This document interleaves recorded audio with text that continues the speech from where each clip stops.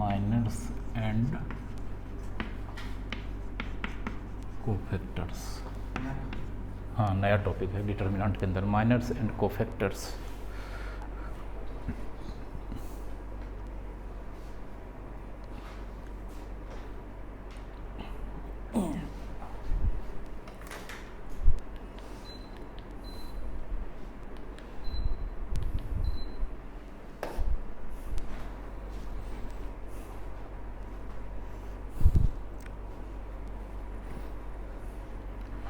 Miners लिखो, miners and cofactors.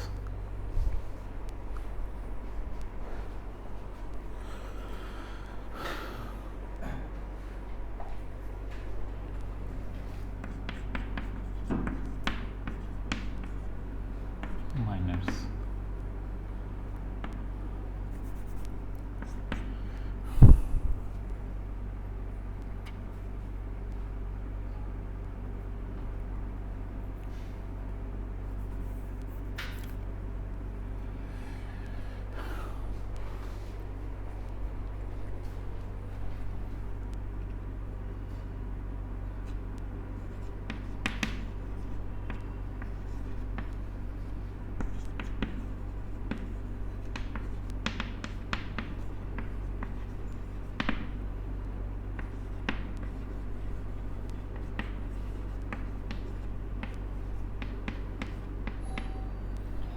लिखो।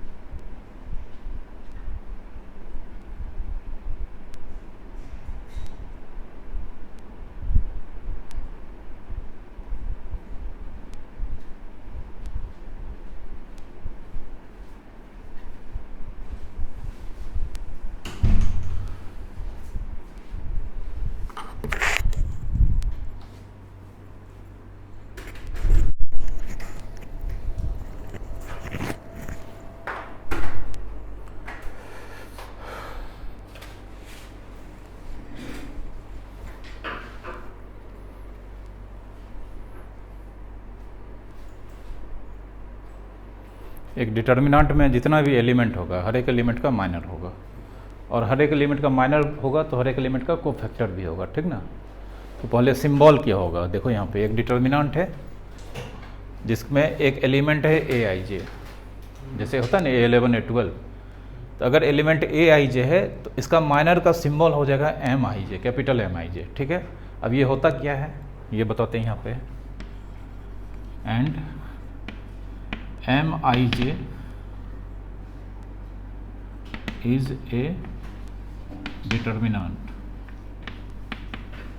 obtained by deleting ith row and jth column।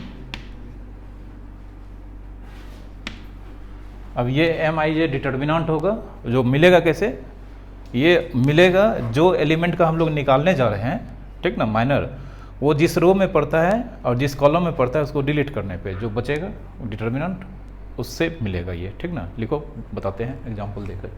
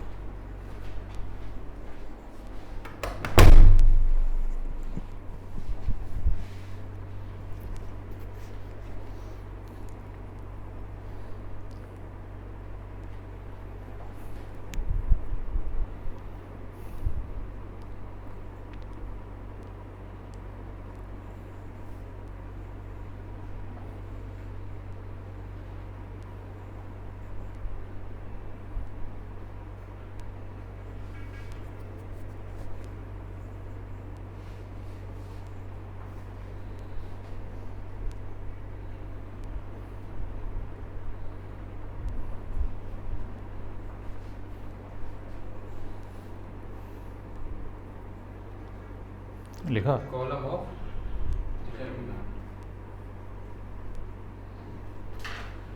जैसे example देखो, कोई भी एक रैंडम डिटर्मिनेंट ले लेते हैं, 2 3 5 -1 7 0 10 11 1। ऑर्डर 3 का डिटर्मिनेंट है। टोटल कितना एलिमेंट है? 9। हर एलिमेंट का माइनर निकलेगा, मतलब 9 माइनर निकालना होगा यहाँ पे, ठीक ना, अगर ज़रूरत पड़ा तो। और जितना माइनर होगा उतना ही कोफैक्टर होगा, ठीक है। बोले समझ लो तब लिखना। जैसे हम देख लो यहाँ पे हम इसका माइनर निकालने जा रहे हैं, तो यहाँ पे माइनर ऑफ 5 ये नहीं लिखना है, इसका सिंबल ये एलिमेंट माइनर वर्ड एम से स्टार्ट होता है, एम। ये एलिमेंट कौन सा रो कौन सा कॉलम में है? तो 1 3, ठीक है। M13 लिख दिए तो समझ गए हमको निकालना है माइनर 5 का, ठीक ना। अब ये जिस रो जिस कॉलम में पड़ता है इसको डिलीट कर देना, ये गया, तो ये चारों बचा, -1 10 7 11। अब ये ऑर्डर 2 का डिटर्मिनेंट हो गया, तो 1 × 11। हाँ, इज ए डिटर्मिनेंट क्या लिखे हैं? ये भी एक डिटर्मिनेंट होता है जो मिलता है कैसे? जो डिटर्मिनेंट है जिस एलिमेंट का निकालने जा रहे हैं वो जिस रो कॉलम में पड़ता है उसको डिलीट करने पे ऑब्टेंड होता है, ठीक ना। तो -81 समझ गए? लिखो।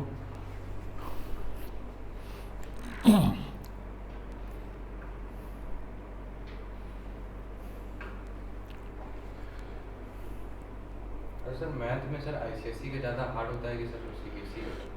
12 में सीबीएसई का ज़्यादा अच्छा रहता है, ठीक है। और 10th तक में आईसीएसई का ठीक रहता है। सर उनका पेपर हुआ था फिर अभी, तो सर किन लोगों का? माउंट एसएससी का पेपर हुआ था। हाँ सेम सिलेबस हम ही लोग लेते हैं। हाँ, सेम, अभी सेम है, हाँ अभी सेम कर दिया दोनों का एग्जैक्ट। हाँ, लेकिन वो लोग का जैसे अभी एग्जाम हुआ था ना सर, उसका डिफरेंशियल से सवाल अच्छा पूछा है सर, और ट्रिग्नोमेट्री का भी अच्छा सवाल। वो तो स्कूल का इंडिविजुअल क्वेश्चन रहता है ना, बोर्ड का ऐसा थोड़ा पूछता है। स्कूल का रहता है वो जानबूझ के पूछता है, ट्यूशन पढ़े बच्चा सब, ठीक है। ऐसे कोई ज़रूरी नहीं है।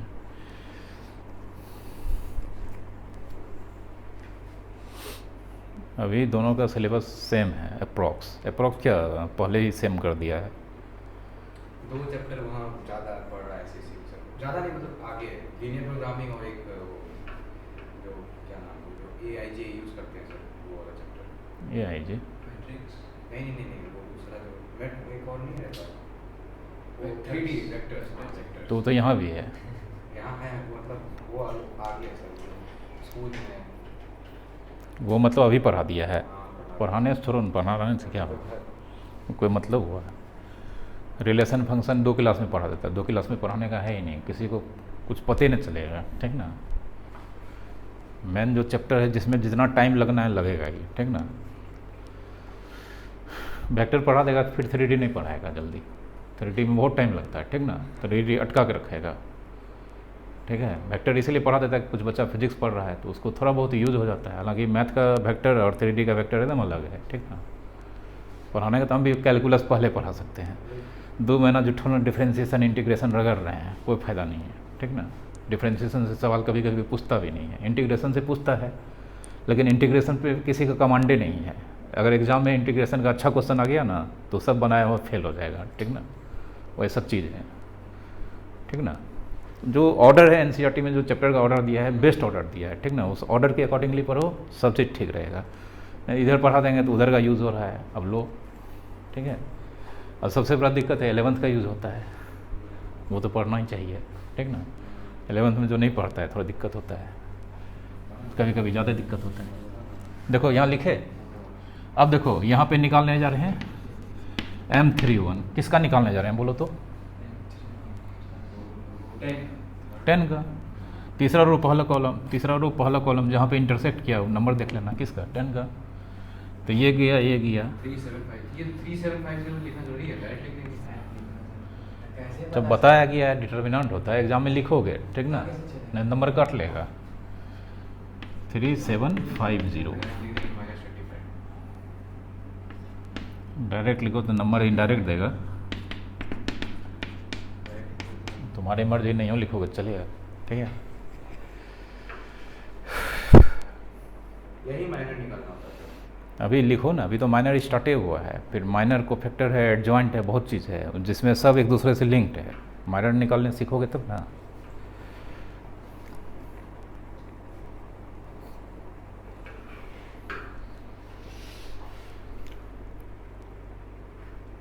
ठीक है, तो इसमें 9 एलिमेंट है, 9 हर एक एलिमेंट का माइनर होगा, ठीक ना।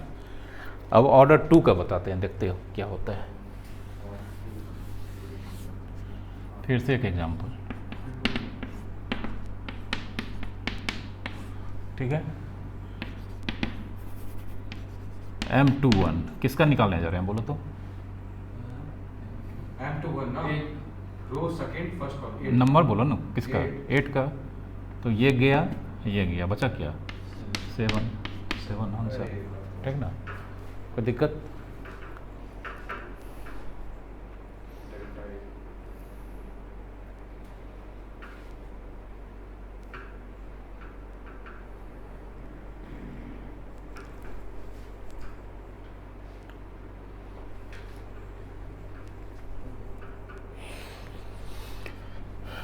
फिर ऑर्डर 1 का देखते हैं, ठीक है। M11 बोलो। जीरो कहाँ होगा? जीरो दिख रहा है तुमको? ये जो है खत्म हो जाएगा, डिटर्मिनेंट मिलेगा कहाँ? वही तो सर, जीरो है,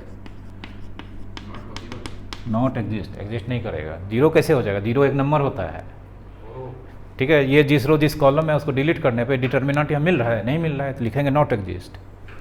ऑर्डर 1 का डिटर्मिनेंट का कोफैक्टर्स सॉरी माइनर्स नहीं मिलता है, याद रखना है।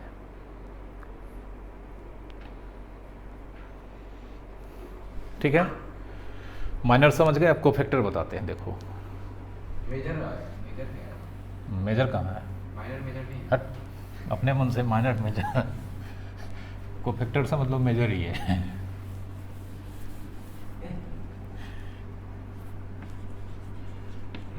कोफैक्टर ऑफ AIJ, जैसे हर एलिमेंट का माइनर होगा उसी तरह हर एलिमेंट का कोफैक्टर होगा।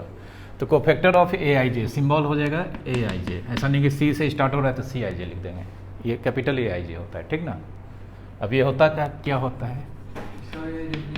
हाँ, यहाँ बता रहे हैं AIJ। यहाँ पे देखो AIJ इक्वल्स टू हो जाएगा माइनर के बराबर ही हो जाएगा, मतलब कोफैक्टर माइनर के बराबर ही हो जाएगा। कब? इफ़ I प्लस J अगर इवन होगा, और इक्वल्स टू माइनस MIJ हो जाएगा if I plus J odd होगा। मतलब कोफैक्टर निकालने के लिए अल्टीमेटली माइनर निकालना होगा। सेम तरीका होगा बस एक, हाँ, प्लस माइनस लगाना होगा, ठीक ना। लिखो, एग्जांपल देते हैं। बस ये दे दिए तो ये, हाँ।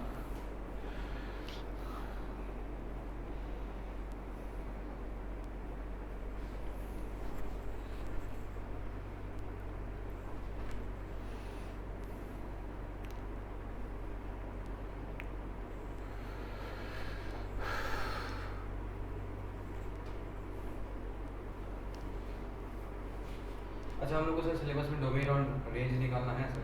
नहीं, नहीं इन्वर्स ट्रिग्नोमेट्रिकल फंक्शन में है सिर्फ। नहीं, उसके पहले रेंज नहीं, उसके पहले नहीं है, रेंज डोमेन 11th में है। 11th में ना सर? हाँ, ये तो चीज़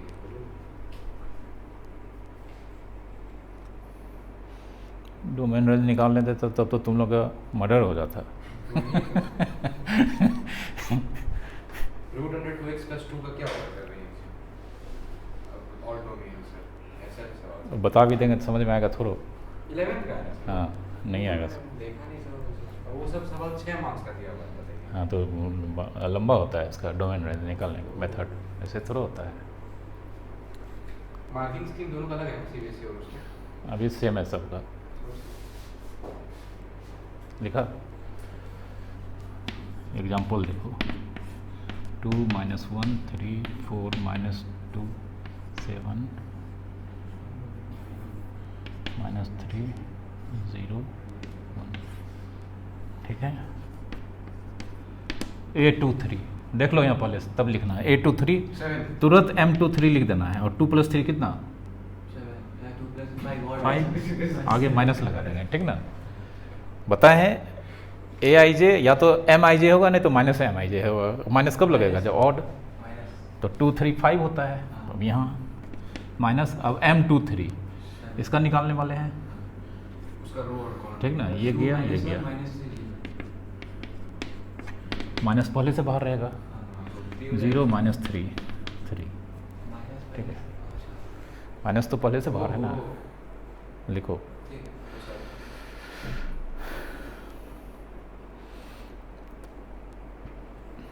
रिकॉर्डिंग किए थे कि नहीं?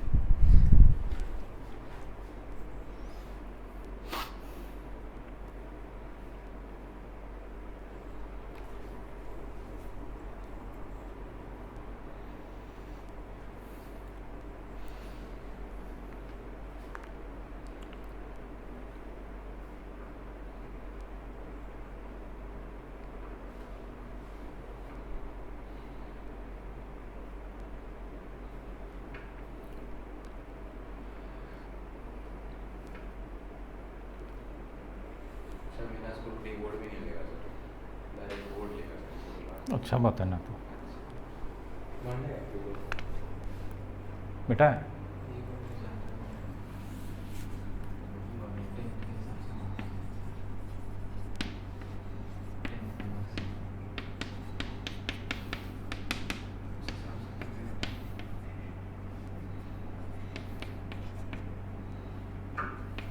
बनाओ तो सब निकालो।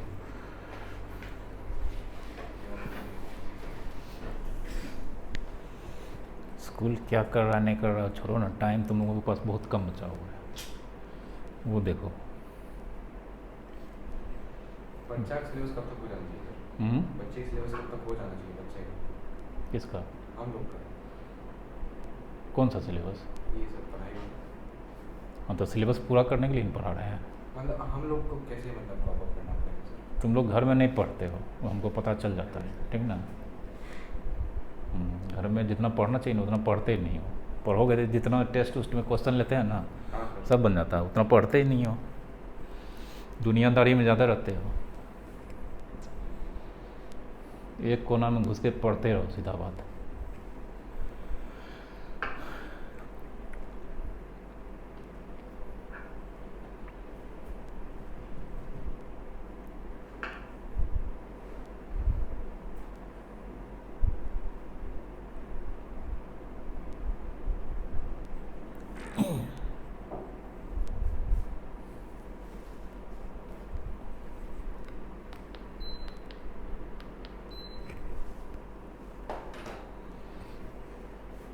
इसको चेक करने को तरीका है सर कि जो आंसर है वो सही है कि नहीं, इसको इतना हल्का चीज़ का चेक क्या करेंगे। लेकिन ये गलत नहीं होना चाहिए, नहीं तो अभी एडजॉइंट पढ़ना है, और एडजॉइंट बनाने में सबका निकालना पड़ता है। गलत हो गया तो 6 नंबर का एक क्वेश्चन आता है जिसमें हर क्वेश्चन में माइनर को फैक्टर निकालना पड़ता है। गलती हो गई तो बनेगा ही नहीं।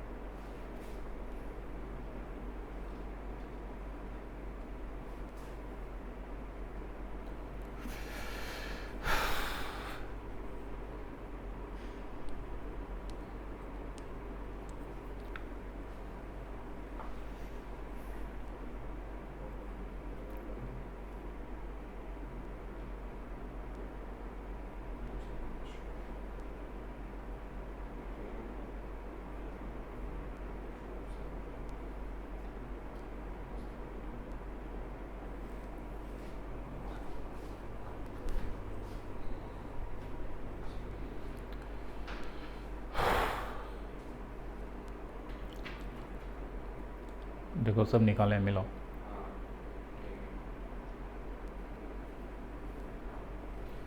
पहले का आंसर सर 0 सब है यहाँ पे। बिल्कुल सही सर। दूसरे का आंसर है -2 बिल्कुल सही सर। नहीं A11 का क्या है? यहाँ तो निकाले -2। हाँ ठीक है सर। हम्म, A13 का -6। हाँ ठीक है। A32 का -2, हम्म, A12 का -25। निकाले हो ना? ठीक है, नोट करके लिखो, लिखो नोट। ये समझ गया है। लिखो minor and cofactors of, note करके याद रखना है, minor and cofactors of,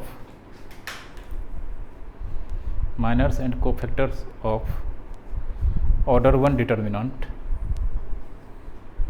order 1 determinant can't exist.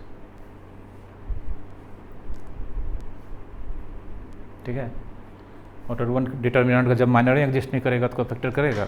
नहीं करेगा, ठीक ना? वाइस वर्सा है क्या? Hmm? Directly proportional. Directly proportional नहीं, अभी लिखा है था ना, माइनर एग्जिस्ट नहीं करता है, खाली रह जाता है। तो माइनर कोफैक्टर के लिए माइनर चाहिए ना, हाँ सर। तो माइनर ही नहीं है तो कोफैक्टर कहाँ से मिलेगा? ठीक है,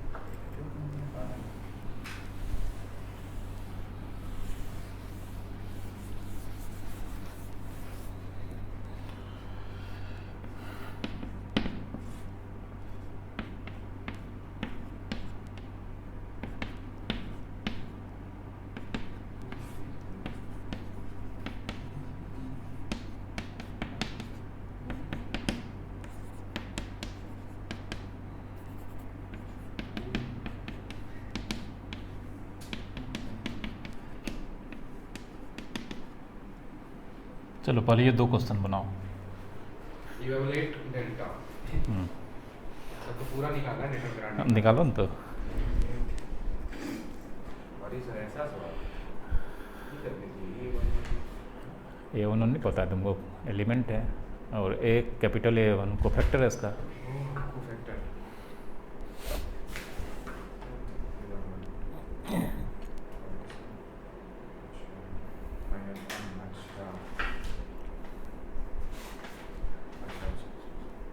कोफैक्टर से A11 और माइनर को M11। तो बहुत बड़ा जाएगा सर।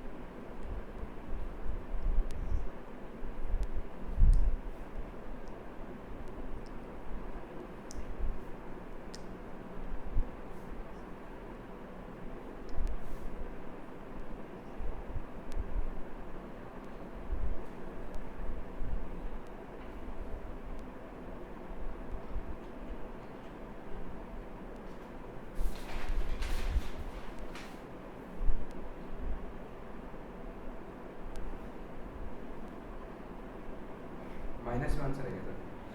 कुछ भी हो सकता है, वो तो निकालेंगे तब पता चलेगा ना। कितना है, वही कितना है डिटर्मिनेंट का वैल्यू? 8।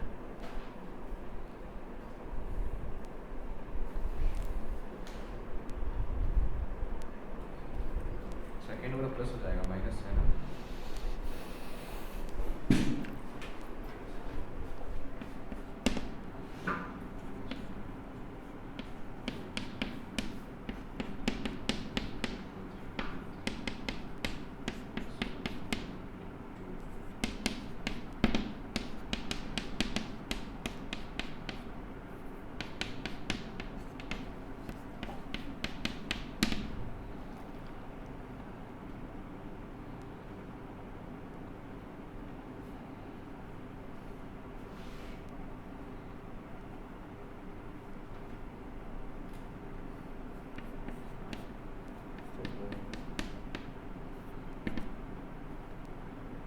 -10 आंसर होगा। ये नहीं आता सर आंसर, गलती कैसे कर रहे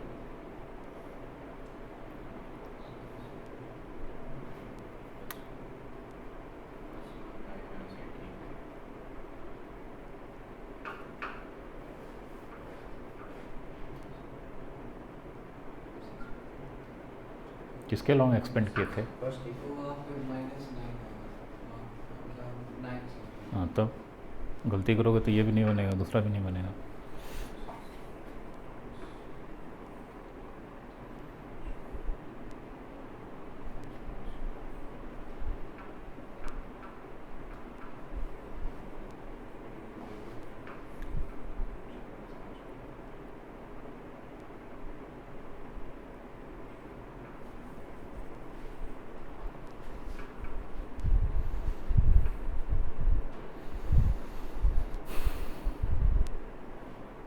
तो दूसरा का आंसर निकालो।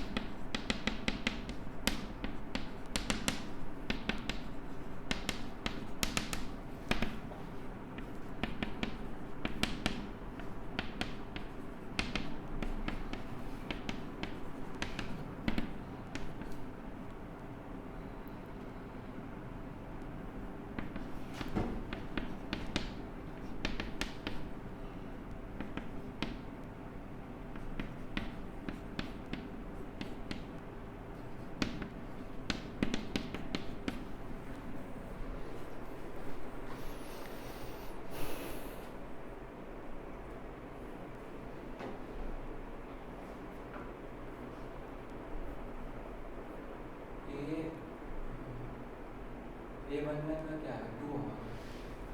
A11 को पहले m में कन्वर्ट कर दिए, तो M11 वही होगा जब डिटरमिनेंट का वैल्यू निकालते हैं A11 का।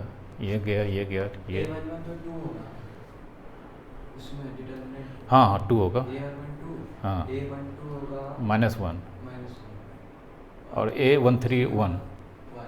पहला रो का एलिमेंट है।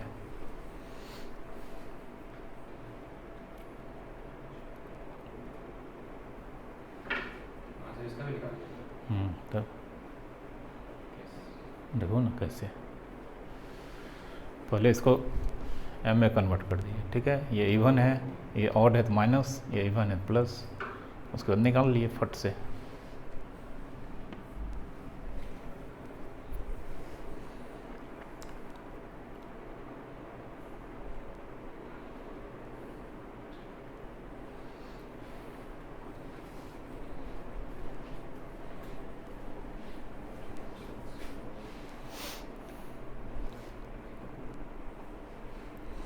कोफैक्टर जब भी निकालो ना उसको माइनर में कन्वर्ट कर दो, तब निकालो।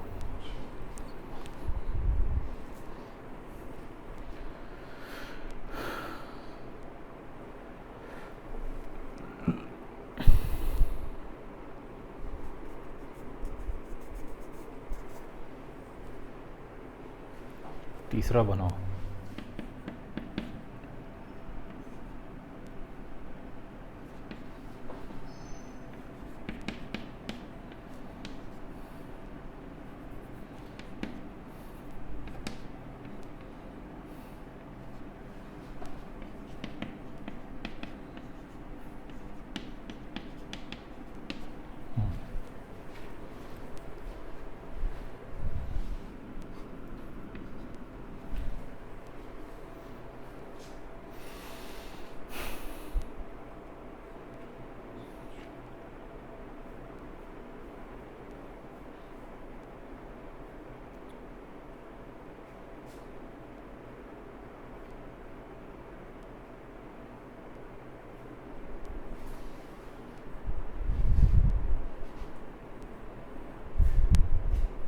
कितना आंसर है? -10। वही सेम आएगा।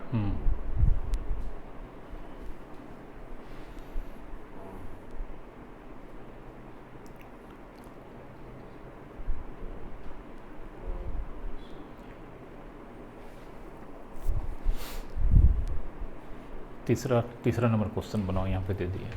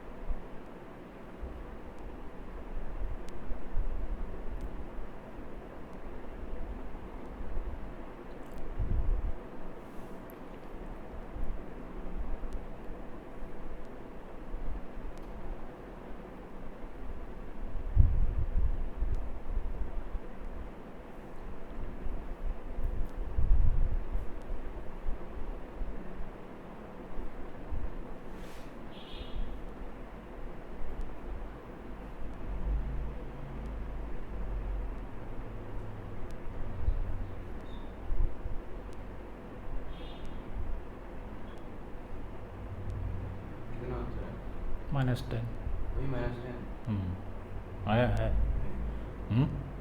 गलत है तो समझा। ये प्रॉपर्टी है, देखो बता देते हैं, आगे से निकालना ही नहीं है। अगर ये कैपिटल ए को मिटा दें तो ये स्मॉल a1 11 12 13 कौन सा रो का एलिमेंट है? क्या कौन सा? 11 12 13 पहला रो का एलिमेंट है। हर एक एलिमेंट में उसी का कोफैक्टर से मल्टीप्लाई करके ऐड किए हैं, किया है ना।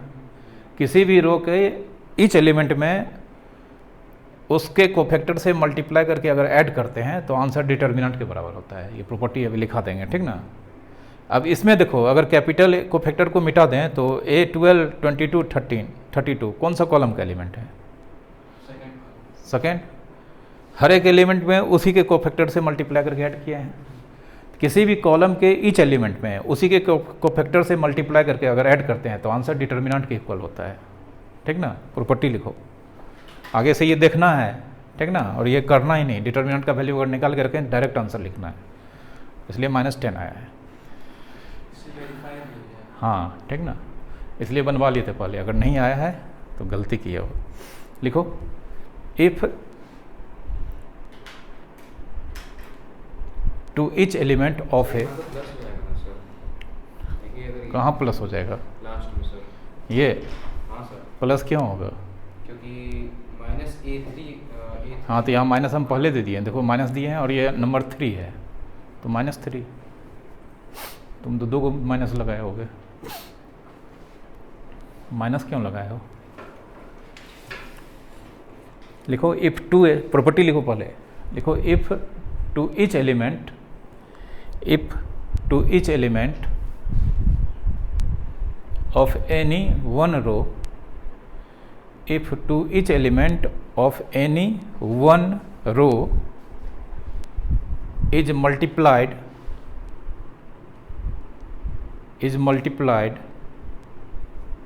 by its cofactors,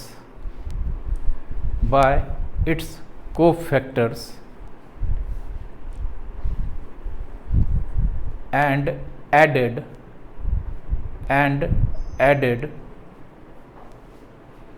then value becomes equals to,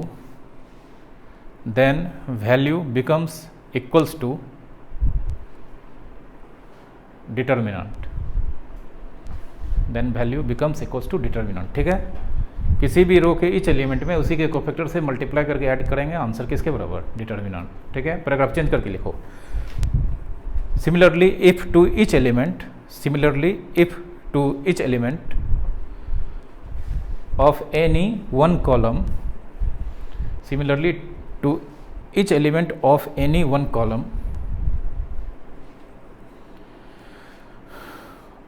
one column, is multiplied by its cofactor,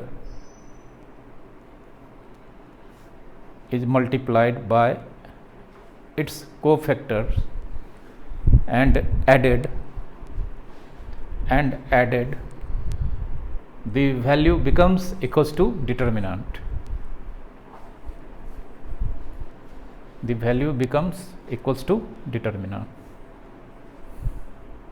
ठीक है,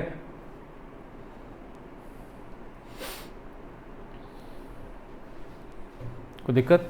तो इस तरह का आप जब भी क्वेश्चन देंगे, डिटर्मिनेंट का वैल्यू अगर सामने पड़ा है कोई ज़रूरी नहीं एक्सपेंड करने का, ठीक ना, डायरेक्ट जज करोगे, देख लोगे, आंसर लिख दोगे। ठीक ना, इसी में दूसरा पॉइंट लिखो, दूसरा नेक्स्ट, ये पहला था, पहला में 2 प्रॉपर्टी था, दूसरा प्रॉपर्टी लिखो।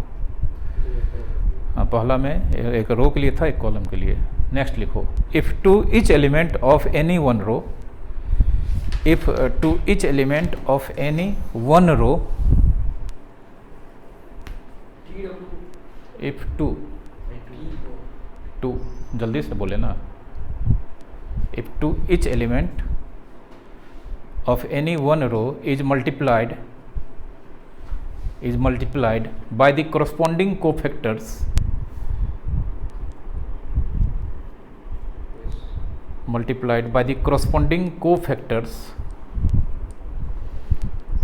of other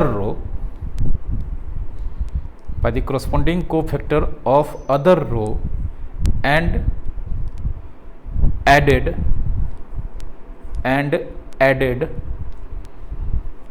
the value becomes 0, जैसे ये क्वेश्चन अभी दे रहे हैं, देखो, जैसे मान लो ये कौन सा रो है, ये कौन सा रो है? थर्ड रो कैसे? सेकंड है ना। तो चौथा क्वेश्चन, इस एलिमेंट का एलिमेंटल सिंबल क्या हो जाएगा? A21 प्लस इसका प्लस इसका होगा।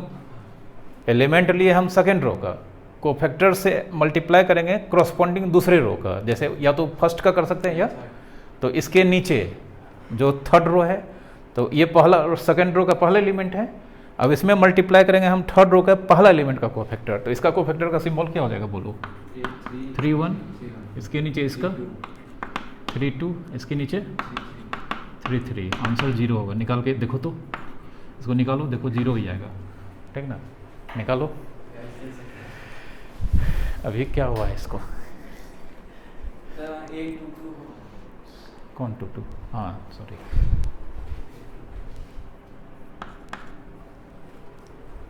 चलो इसको इवेलुएट करो और जीरो ही आएगा। सिंबल ही उससे गलत हो जाता है सर, सब चीज़ से रहता है।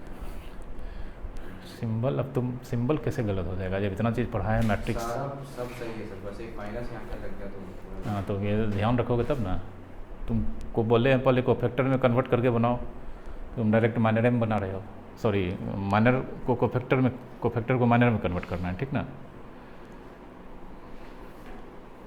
सर ये प्रॉपर्टी याद कैसे रहेगा सर, मतलब कि ऐसे पहले तो वो लेना है, उसके बाद उसका नीचे वाला लेना है, ऊपर वाला लेना है। ऊपर से भी मल्टीप्लाई कर देंगे, जीरो होगा, ठीक ना। एलिमेंट हम सेकेंड रो का लिए हैं, कोफैक्टर हम थर्ड रो का एलिमेंट लेंगे और फर्स्ट या सेकेंड से मल्टीप्लाई करेंगे कॉरस्पॉन्डिंग से जीरो। हाँ हाँ, जो बचा हुआ है, ठीक ना, जीरो ही होगा। हम थर्ड लिए ना भी कोफैक्टर, फर्स्ट भी ले गए, जीरो ही आएगा, ठीक ना। लेकिन उसी रो का एलिमेंट को उसी के कोफैक्टर से मल्टीप्लाई करके ऐड करेंगे तो डिटर्मिनेंट के बराबर आंसर होगा।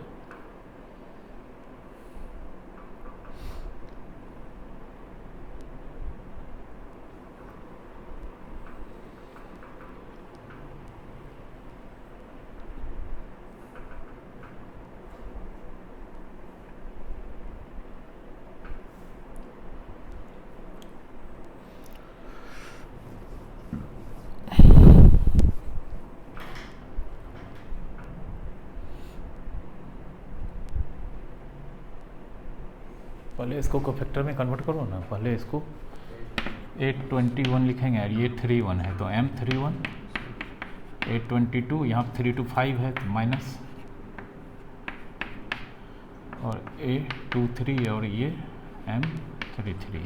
अब 821 माइनस है कौन, अच्छा नहीं ये देखना है ना, हाँ। 3 to 5 माइनस हो जाएगा, 31 प्लस हो जाएगा, 33 प्लस हो जाएगा, ठीक ना। अब ये 3, अब ये गया, नहीं कोफैक्टर इसका निकालना है, देख लो, ठीक ना। तो ये गया 1 माइनस 2, 22 इसका निकालना है, -2 -3 -1 इसका निकालना है, तो पूजा 4 + 3 into -1 कितना लिख दिए थे ये, -5 -3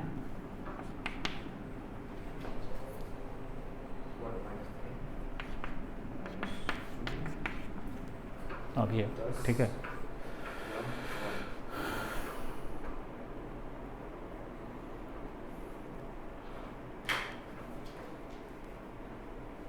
आया जीरो रे,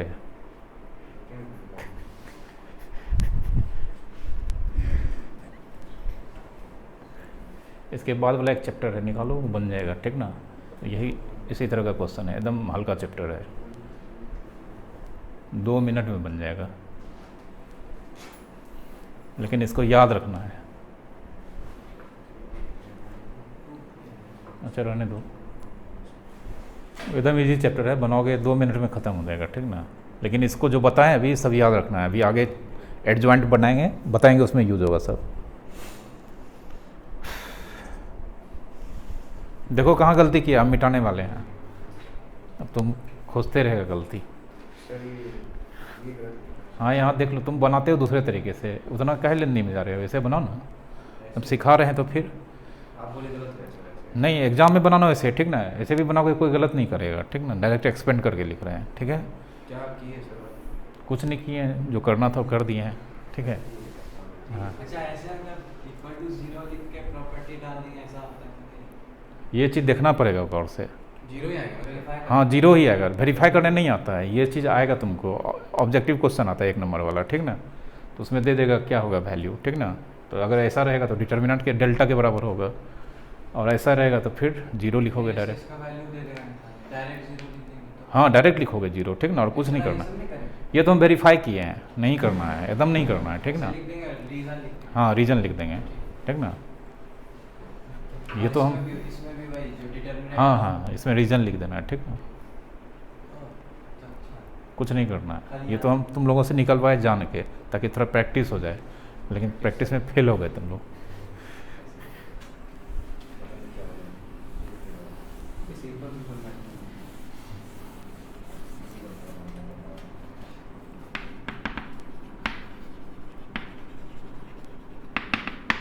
देखो सिंगुलर मैट्रिक्स,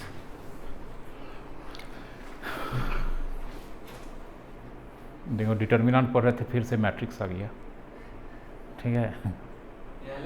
नहीं, डिटर्मिनेंट के अंदर का टॉपिक है, लिखो ना सिंगुलर मैट्रिक्स। हाँ वो हो गया, वो उसके बाद का जो चैप्टर बनाने दिए थे, एक दिए थे ना एक चैप्टर, उसके बाद के एक चैप्टर है वो बना लेना, एकदम हल्का क्वेश्चन है, ठीक ना।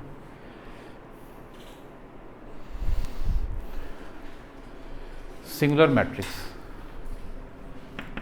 If A is a square matrix. Singular matrix होने के लिए सबसे पहला कंडीशन है कैसा मैट्रिक्स होना चाहिए, square matrix, such that determinant of matrix ए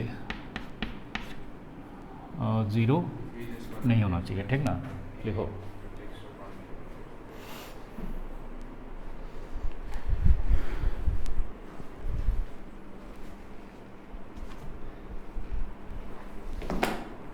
लिखो डिटर्मिनेंट ऑफ मैट्रिक्स से 0 नहीं होना चाहिए। आप क्वेश्चन पेपर बना लीजिएगा कल के लिए। हाँ सब प्रिंटेड ओरिएंटेड सब है। अब अगला सैटरडे या संडे को।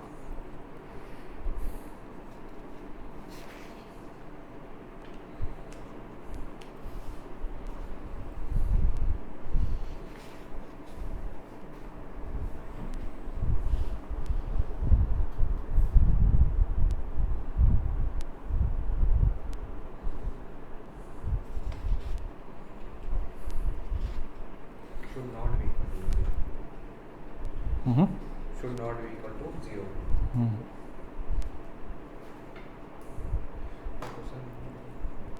क्वेश्चन में वो डिलीट हो गया।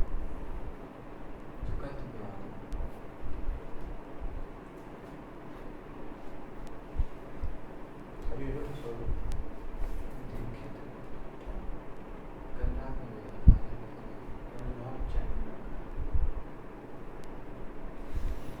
सॉरी, इसको लिखो इक्वल्स टू 0 होता है, नॉन सिंगुलर का होता है, तो लिखो ये हम, ठीक है, लिखो इक्वल्स टू 0।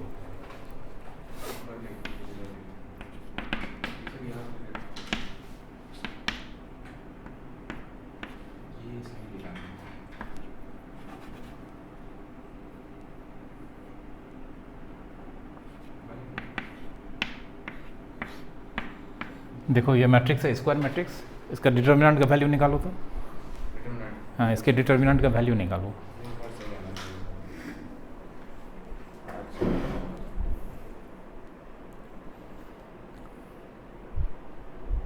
आपने बनाएंगे सर?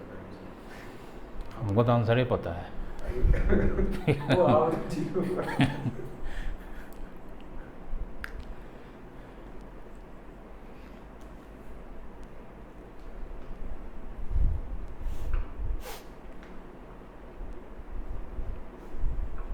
अच्छा मैट्रिसेस में ये करना है? मैट्रिक्स ए का डिटर्मिनेंट निकालो। अच्छा डिटरमिनेंट। हाँ ये बोलिए, मैट्रिक्स दिए स्क्वायर मैट्रिक्स, इसका डिटर्मिनेंट 2 3 -1 -1 4 3 2, सिंबल को चेंज नहीं होगा। ठीक है।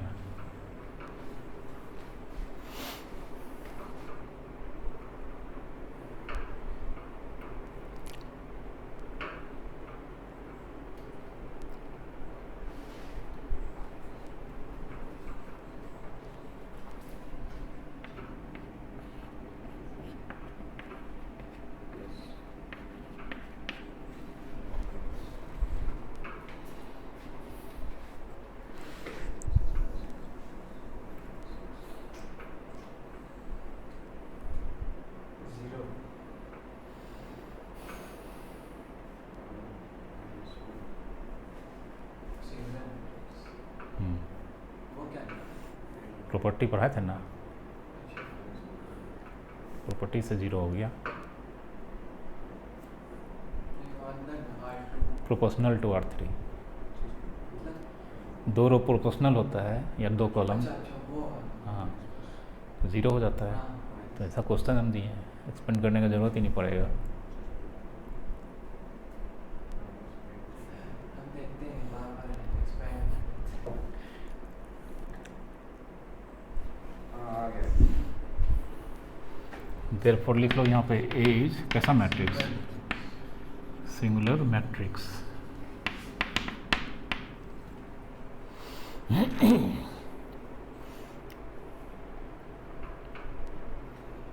ठीक है, जिस मैट्रिक्स का डिटर्मिनेंट का वैल्यू 0 होगा वो सिंगुलर मैट्रिक्स कहलाएगा। ठीक है, सर मैट्रिक्स और डिटरमिनेंट तो दो अलग अलग टॉपिक है, तो उसको कैसे हम लोग एक साथ पढ़ रहे हैं? अभी मैट्रिक्स डिटर्मिनेंट अलग अलग नहीं है, बल्कि आगे चल के दोनों इंटर रिलेटेड चैप्टर है। ठीक ना, वो लिंक हो जाता है। ठीक है,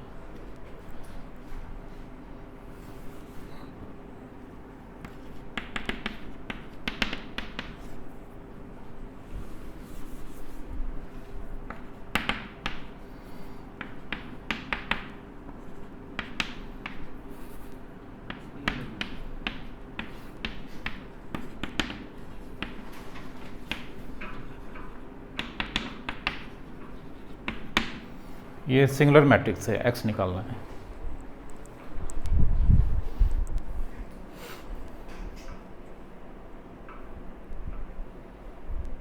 अगर एक्स की तरफ से मैंने इलॉबरेट नहीं किया, मतलब फर्स्ट रो से नहीं किया, कोई दिक्कत नहीं है, करो ना, आ ही जाए। वो एक्स ही आएगा। हाँ, थोड़ा खर्चा पानी ज़्यादा लगेगा। ठीक है,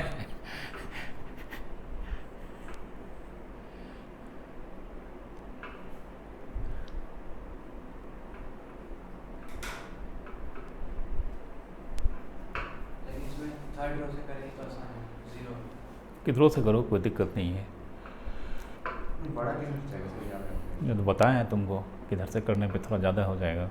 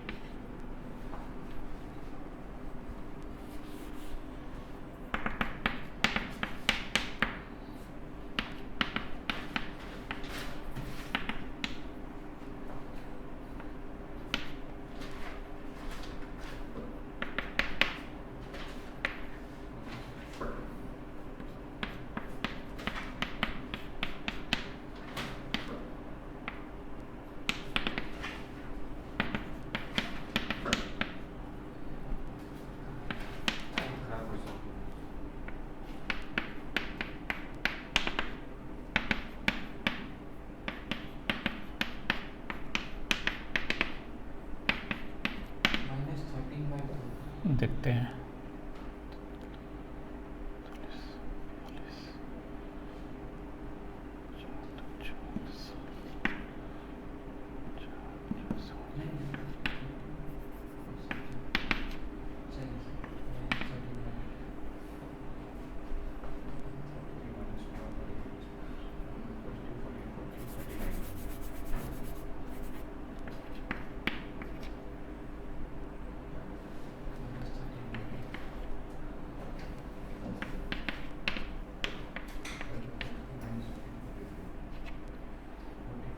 -13/2 आया है। हाँ हाँ ठीक है,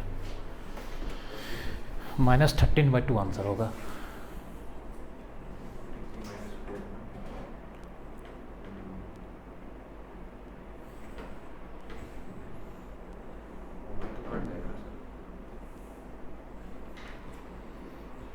ठीक है, आज इतना ही रहने दो इसको।